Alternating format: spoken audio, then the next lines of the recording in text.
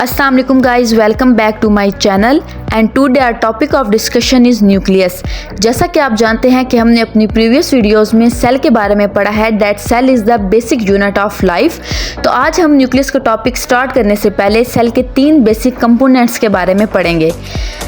The first basic component of the cell is cell membrane or plasma membrane which is the outermost boundary of animal cell।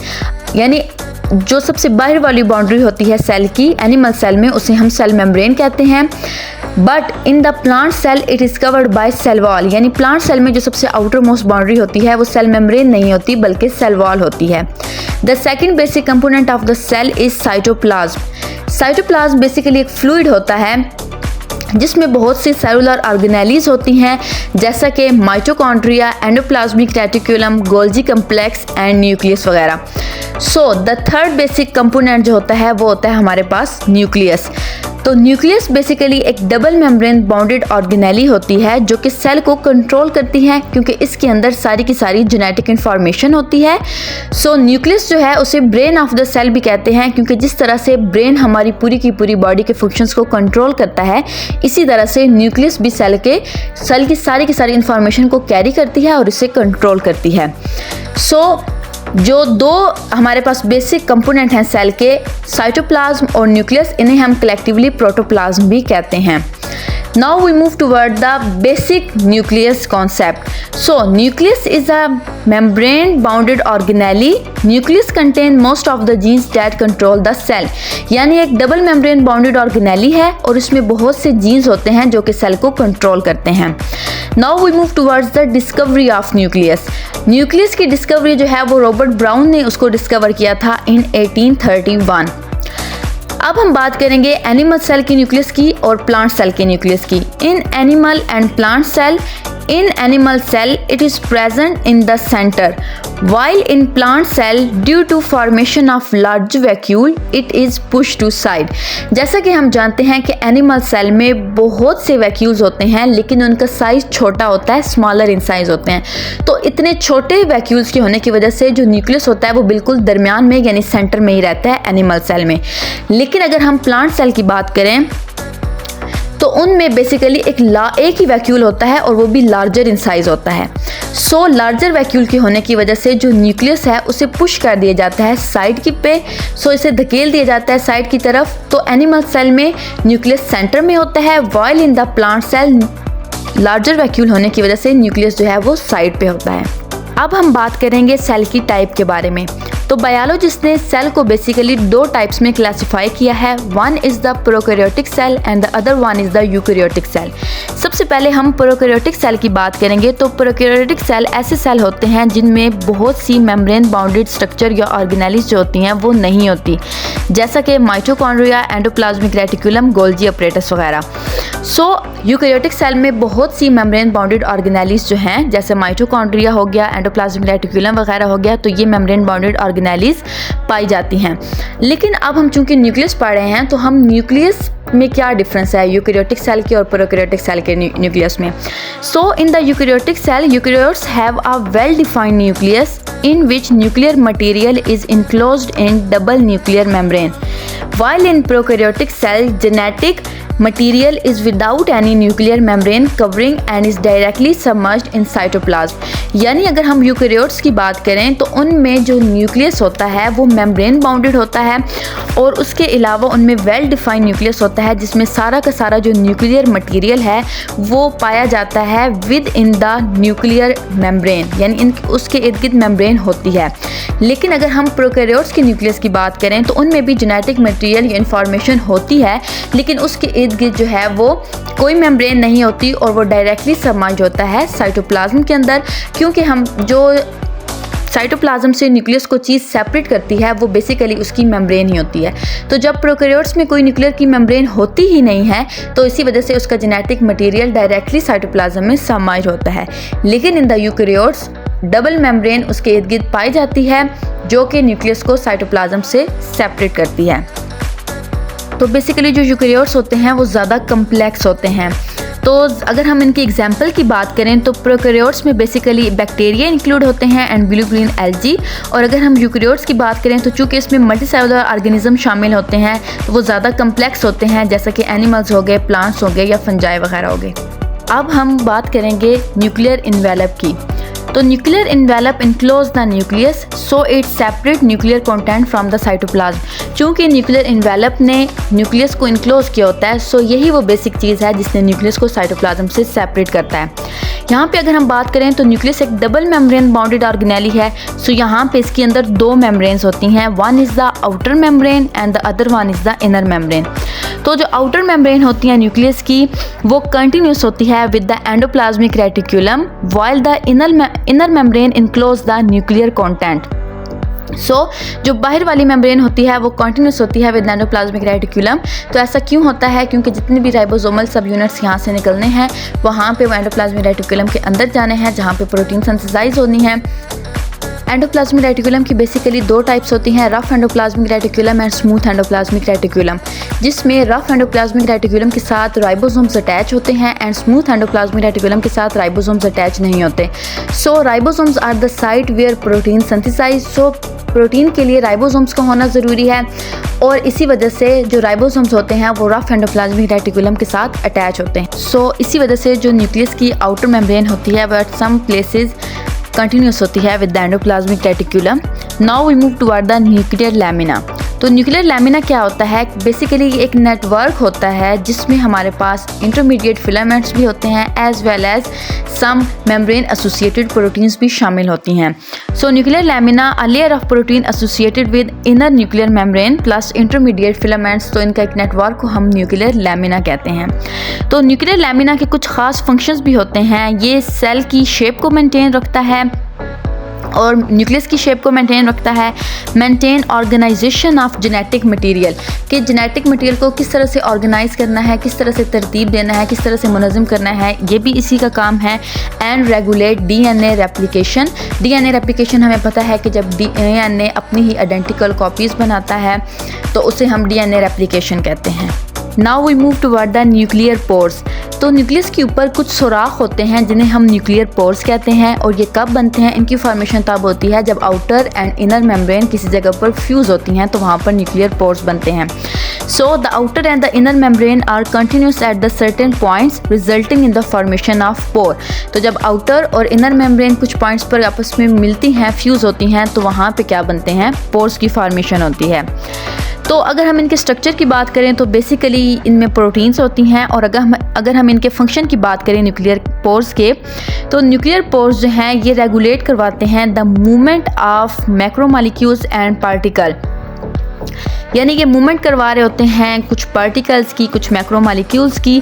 उसके अलावा nuclear pore allow the movement of specific molecules between nucleus and cytoplasm. यानी ये कुछ खास molecules की movement करवाते हैं in between the nucleus and cytoplasm. यानी साइटोप्लाज्म से वो मॉलिक्यूल अगर न्यूक्लियस में आने हैं या न्यूक्लियस से साइटोप्लाज्म में जाने हैं तो वो बेसिकली कौन करवा रहे होते हैं? न्यूक्लियर पोर्स करवा रहे होते हैं। अगर हम न्यूक्लियर पोर्स की बात करें तो जैसा कि हमने पहले बताया है कि ये मैक्रोमॉलिक्यूल्स या पार्टिकल्स की मूवमेंट करवाता है, तो इसका जो साइज़ होता है वो इस तरह से होता है कि डीएनए उसमें से लीव नहीं कर सकता, लेकिन जो आरएनए होता है वो इसमें से आसानी से मूव आउट कर जाता है। Now we move toward the nucleoplasm. Nucleoplasm basically एक ग्रैनुलर फ्लूइड होता है and it contain chromosomes. Now we move toward the nucleolus. Nucleolus क्या होता है? ये एक डार्कली स्टेन्ड बॉडी होती है न्यूक्लियस के अंदर और बेसिकली इसे न्यूक्लियोलस इस वजह से कहते हैं क्योंकि ये विदाउट एनी मेम्ब्रेन होता है, यानी इसके इर्द कोई मेम्ब्रेन नहीं होती जो इसे बाकी न्यूक्लियर मटेरियल से सेपरेट करे। सो इसका अगर हम फंक्शन की बात करें न्यूक्लियोलस की, तो न्यूक्लियोलस जो है यहाँ पे बेसिकली राइबोसोमल आरएनए बनता है और वहीं यहीं पे एंजाइमल होता है। तो बेसिकली यहाँ पे राइबोसोमल आरएनए की फॉर्मेशन होती है न्यूक्लियोलस के अंदर। अगर हम इसके रीजन्स की बात करें तो न्यूक्लियोलस के बेसिकली दो रीजन्स होते हैं। One is the peripheral granular area and the other one is the central fibril area. तो जो हमारे पास पहला रीजन है पेरिफेरल ग्रैनुलर एरिया, इसमें बेसिकली प्रिकर्सर्स होते हैं राइबोसोमल सब यूनिट्स के, और जो दूसरा है सेंट्रल फिब्रिल एरिया, इसमें से लार्ज मॉलिक्यूलर वेट जैसे आरएनए वगैरह जो हैं वो पाए जाते हैं। अगर हम न्यूक्लियोलस की बात करें तो कभी कभी इसमें 2 या 2 से ज़्यादा न्यूक्लियाई भी होते हैं और इनका नंबर डिपेंड करता है on the species and the cell reproductive stage पर कि स्पीशीज़ के हिसाब से भी इनका नंबर चेंज होता रहता है। अब हम बात करेंगे न्यूक्लियोलर ऑर्गेनाइजर्स की। तो जो न्यूक्लियोलाई होते हैं ये बेसिकली न्यूक्लियोलर ऑर्गेनाइजर्स के ऊपर पाए जाते हैं। न्यूक्लियोलर ऑर्गेनाइजर्स जो हैं ये कुछ ख़ास स्पेशलाइज्ड रीजन्स होते हैं जो कि क्रोमोसोम के ऊपर पाए जाते हैं। ओके, और इनके ऊपर बहुत सी मल्टीपल कॉपीज़ होती हैं जीन्स की, और जीन्स जो हैं इनकी कॉपीज़ ये बताती हैं कि राइबोसोम्स को सिंथेसाइज कैसे करना है। So it contain the multiple copies of genes for ribosome synthesis, क्योंकि बेसिकली न्यूक्लियोलस के अंदर राइबोसोम्स की सिंथेसिस ही हो रही होती है, और जब राइबोसोम सिंथेसाइज हो जाते हैं, असेंबल हो जाते हैं, तो उन्हें एक्सपोर्ट करवाया जाता है न्यूक्लियर पोर्स के ज़रिए से टुवर्ड्स द साइटोप्लाज्म। जब सेल अपनी नॉन डिवाइडिंग स्टेज पर होता है then it contain the chromatin network, और जब सेल अपनी डिवाइडिंग स्टेज पे होता है तो क्रोमैटिन मटेरियल जो है वो रिप्लेस्ड हो जाता है बाय द क्रोमोसोम, क्योंकि नॉन डिवाइडिंग स्टेज पे जो क्रोमैटिन मटेरियल होता है वो डीकंडेंस होता है और डिस्ट्रीब्यूट होता है through out the nucleus. But जब डिवाइडिंग स्टेट होनी होती है तो उस वक्त उस स्टेज पर जो क्रोमैटिन मटेरियल होता है वो कंडेंस होता है in the form of chromosome. So basically what is the meaning of chromosome? अगर हम इस लेटर का मीनिंग देखें तो chroma means colour and the soma means body. So colour body होती है, उसको हम क्रोमोसोम कहते हैं। ओके, अगर हम सेल डिवीजन की बात करें तो उस वक्त जो बेसिकली है वो क्रोमोसोम्स पाए जाते हैं, और क्रोमोसोम जो हैं इनके ऊपर जीन्स लोकेटेड होते हैं on the chromosome which are transfer from one generation to the other. अगर हम जीन्स की बात करें तो genes are the unit of inheritance, यानी जीन्स जो है इनके ऊपर सारी की सारी इंफॉर्मेशन होती है और यही एक जनरेशन से दूसरी जनरेशन तक जाते हैं। इनके ऊपर सारी इंफॉर्मेशन होती है हमारे आई कलर की, हमारी स्किन कलर की, और कौन कौन सी कैरेक्टरिस्टिक्स पेरेंट्स से ऑफस्प्रिंग में जानी है, कौन कौन सी वेरिएशंस हैं, ये सब जो इंफॉर्मेशन है ये जीन्स के ऊपर होती है, और जीन्स बेसिकली लोकेटेड होते हैं ऑन द क्रोमोसोम। अगर हम क्रोमोसोम्स पे मौजूद जीन्स की बात करें तो जीन्स के पास ही सारी की सारी इंस्ट्रक्शन होती है that how to make a protein. एक एंजाइम आरएनए पॉलीमरेज अटैच होता है at the start of the gene making a strand of the messenger RNA at the free basis. So यहाँ पे जो डीएनए के अंदर कोड होते हैं वही सारी की सारी चीज़ बता रहे होते हैं कि किस तरह से हमारे पास फ्री बेसिस अटैच होनी है और मैसेंजर आरएनए के ऊपर। सो ये जो सारा का सारा काम होता है ये हमारे पास न्यूक्लियस के अंदर हो रहा होता है, और इस प्रोसेस को हम ट्रांसक्रिप्शन कहते हैं। तो ट्रांसक्रिप्शन में हम क्या कहते हैं, the synthesis of the messenger RNA from the DNA is called transcription, यानी जब हमारे पास डीएनए से मैसेंजर आरएनए की फॉर्मेशन होती है तो उसे हम ट्रांसक्रिप्शन कहते हैं। अच्छा, अब ट्रांसक्रिप्शन की वजह से जो हमारे पास मैसेंजर आरएनए बनता है उसके बाद हम करते हैं प्रोसेसिंग, क्योंकि अभी वो प्रोटीन्स की सिंथेसिस के लिए तैयार नहीं हुआ। तो जो न्यूली ट्रांसक्राइब मैसेंजर आरएनए होता है उसे हम प्राइमरी ट्रांसक्रिप्ट कहते हैं, और उसे न्यूक्लियस से लीव करवाने से पहले उसे मॉडिफाई करना ज़रूरी होता है, यानी उसके अंदर से कुछ ऐसी कोडने वाले रीजन्स होते हैं जिनको रिमूव करवाना होता है और कुछ रीजन्स को ऐड करवाना होता है। रीजन्स को हम रिमूव क्यों करवाते हैं, क्योंकि कुछ बेस सीक्वेंस ऐसी होती हैं जो किसी भी प्रोटीन के लिए कोड नहीं करती, तो उन नॉन कोडिंग रीजन्स को उसमें से मैसेंजर आरएनए में से रिमूव करवाना ज़रूरी होता है, ताकि जो मैसेंजर आरएनए कोडिंग रीजन हो वो कंटिन्यूसली रीड हो सकें at the ribosomes. So after the processing of the messenger RNA जो नेक्स्ट स्टेप होता है उसे हम कहते हैं ट्रांसलेशन। ट्रांसलेशन में बेसिकली मैसेंजर आरएनए से प्रोटीन की सिंथेसिस हो रही होती है एट द राइबोसोम, उसे हम कहते हैं ट्रांसलेशन। ट्रांसलेशन के लिए सबसे पहले जो मैसेंजर आरएनए न्यूक्लियस के अंदर बना था उसका न्यूक्लियस में से लीव होना ज़रूरी होता है, तो वो न्यूक्लियस में से निकलता है और सीधा जाता है साइटोप्लाज्म के अंदर। साइटोप्लाज्म के अंदर जो है वो प्रोटीन फॉर्मेशन की फैक्ट्रीज होती हैं जिन्हें हम कहते हैं राइबोसोम्स, वो मौजूद होते हैं। वो मैसेंजर आरएनए के ऊपर जो कोड होते हैं उन्हें रीड करते हैं to produce the chain of the amino acids.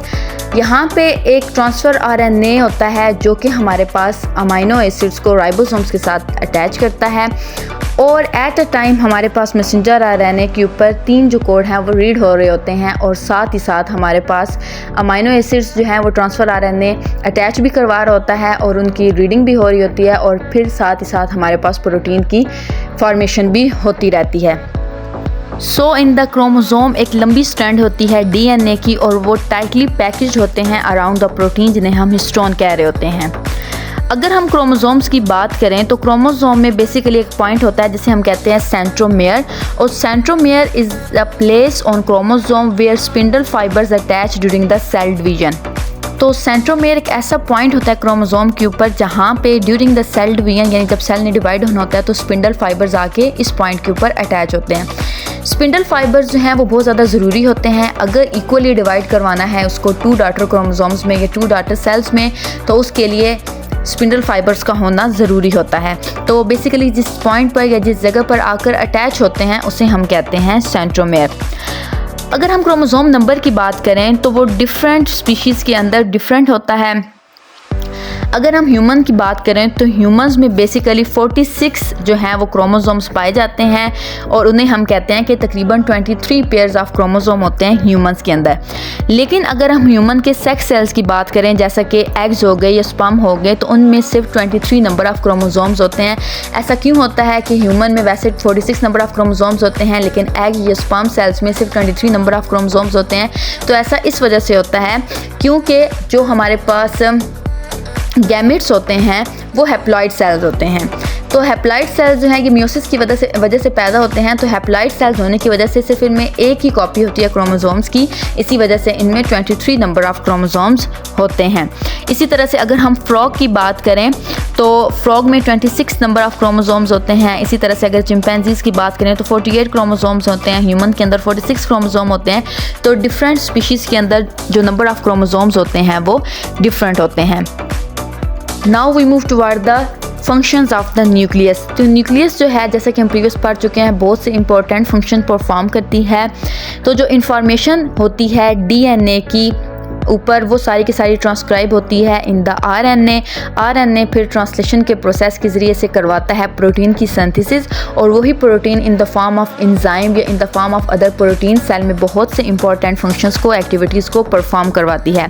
दूसरा इंपॉर्टेंट फंक्शन न्यूक्लियस का ये है कि न्यूक्लियस के ऊपर सारी की सारी जेनेटिक इन्फॉर्मेशन स्टोर होती है और ये जेनेटिक इन्फॉर्मेशन जो है ये हमारे पास एक सेल से दूसरे सेल में ट्रांसफ़र होती है और उसके अलावा एक जनरेशन से दूसरे जनरेशन में कौन कौन सी खसूसियात जानी हैं पेरेंट्स से ऑफस्प्रिंग में, ये सारी की सारी जो करैक्टरिस्टिक्स होते हैं ये भी इसकी सारी इन्फॉर्मेशन भी जो है ये न्यूक्लियस के ऊपर ही होती है। अब अगर हम अपने न्यूक्लियस के टॉपिक को थॉरोली एक बार रिवाइज़ करें तो न्यूक्लियस बेसिकली एक डबल मेम्ब्रेन बाउंडेड ऑर्गेनेली है। इसके ऊपर होते हैं जीन्स जो कि सारी की सारी इन्फॉर्मेशन रखते हैं। इसके ऊपर सारा का सारा जेनेटिक मटेरियल होता है। इसे हम ब्रेन ऑफ द सेल भी कहते हैं। अगर हम न्यूक्लियस में मौजूद इसकी डिस्कवरी की बात करें तो रॉबर्ट ब्राउन ने इसे 1831 में डिस्कवर किया था। एनिमल सेल में जो न्यूक्लियस है वो बेसिकली सेंटर में होता है क्योंकि एनिमल सेल में बहुत से वैक्यूल्स होते हैं लेकिन उनका साइज़ छोटा होता है। लेकिन प्लांट सेल में एक ही लार्जर वैक्यूल होने की वजह से जो न्यूक्लियस है वो साइड पर पुश हो जाता है, साइड पे चला जाता है। इसी तरह से अगर हम यूकैरियोट्स या प्रोकैरियोट्स की बात करें तो यूकैरियोट्स में बेसिकली एक वेल डिफाइंड न्यूक्लियस होता है क्योंकि उसके इर्द गिर्द न्यूक्लियर मेम्ब्रेन होती है। लेकिन अगर हम प्रोकैरियोट्स की बात करें तो प्रोकैरियोट्स में वेल डिफाइंड न्यूक्लियस नहीं होता क्योंकि उसके इर्द गिर्द न्यूक्लियर मेम्ब्रेन नहीं होती और उसका जेनेटिक मटीरियल डायरेक्टली सबमर्ज्ड होता है साइटोप्लाज्म के अंदर। अब अगर हम न्यूक्लियर इन्वेलप की बात करें तो न्यूक्लियर इन्वेलप बेसिकली एक ऐसी चीज़ है, एक मेम्ब्रेन है, डबल मेम्ब्रेन है जो कि हमारे पास न्यूक्लियस को साइटोप्लाज्म से सेपरेट करती है। इसमें दो तरह की मेम्ब्रेन्स आती हैं, one is the outer membrane and the other one is the inner membrane. Outer membrane is some places continuous होती है विद एंडोप्लाज्मिक रेटिकुलम और इनर मेम्ब्रेन ने इनक्लोज किया होता है सारा का सारा न्यूक्लियर कंटेंट। फिर हम बात करते हैं जी न्यूक्लियर पोर्स के बारे में। तो न्यूक्लियर पोर्स जो हैं ये जहाँ पे हमारे पास आउटर और इनर मेम्ब्रेन आपस में फ्यूज़ होती हैं तो उनकी वजह से फॉर्मेशन होती है न्यूक्लियर पोर्स की। और न्यूक्लियर पोर्स का सबसे इम्पॉर्टेंट काम है कि ये मूवमेंट करवाते हैं स्पेसिफिक मॉलिक्यूल्स की between the nucleus and the cytoplasm. उसके अलावा हमारे पास न्यूक्लियोप्लाज्म एक ऐसा ग्रैनुलर फ्लूइड होता है जिसके अंदर क्रोमोसोम्स पाए जाते हैं। अगर हम न्यूक्लियोलस की बात करें तो न्यूक्लियोलस जो है ये एक ऐसी बॉडी है जिसके इर्द गिर्द मेम्ब्रेन नहीं होती जो इसे बाकी न्यूक्लियर मटेरियल से सेपरेट करे। तो ये विदाउट एनी बाउंड्री या विदाउट एनी मेम्ब्रेन होती है। इसका फंक्शन ये है कि यहाँ पे राइबोसोम जो हैं वो फॉर्मेशन होती है राइबोसोम्स की और उन्हें न्यूक्लियर पोर्स के ज़रिए से फिर साइटोप्लाज्म में सेंड करवाया जाता है। फिर अगर हम क्रोमोसोम्स की बात करें तो क्रोमोसोम्स जो हैं ये बेसिकली जब सेल डिवाइड होने लगता है तो क्रोमैटिन मटेरियल जो है वो कंडेंस होता है in the form of chromosome. Chromosomes के ऊपर जो है बेसिकली इसमें डीएनए होते हैं और प्रोटीन्स होती हैं। अगर हम डीएनए की बात करें तो इसी के ऊपर हमारे पास जीन्स भी होते हैं जो कि सारी की सारी जेनेटिक इन्फॉर्मेशन को कैरी करते हैं। हमारे पास डीएनए से प्रोटीन्स की फॉर्मेशन के लिए बेसिकली दरमियान में 2 स्टेप्स होते हैं। एक स्टेप होता है ट्रांसक्रिप्शन जिसमें हमारे पास डीएनए से बनता है मैसेंजर आरएनए और एक होती है ट्रांसलेशन जिसमें मैसेंजर आरएनए से बनती है प्रोटीन्स। अगर हम ट्रांसक्रिप्शन की बात करें तो ड्यूरिंग ट्रांसक्रिप्शन जो डीएनए के ऊपर मौजूद जीन्स होते हैं वहाँ पे आरएनए पॉलीमरेज आके अटैच होता है। आरएनए पॉलीमरेज जो है ये जैसे ही उसके ऊपर आके अटैच होता है जीन्स के ऊपर तो ये बनाता है एक स्ट्रैंड बनाता है मैसेंजर आरएनए की eight the free base pairs in the nucleus, यानी कि सारा का सारा काम जो है ये न्यूक्लियस के अंदर हो रहा होता है।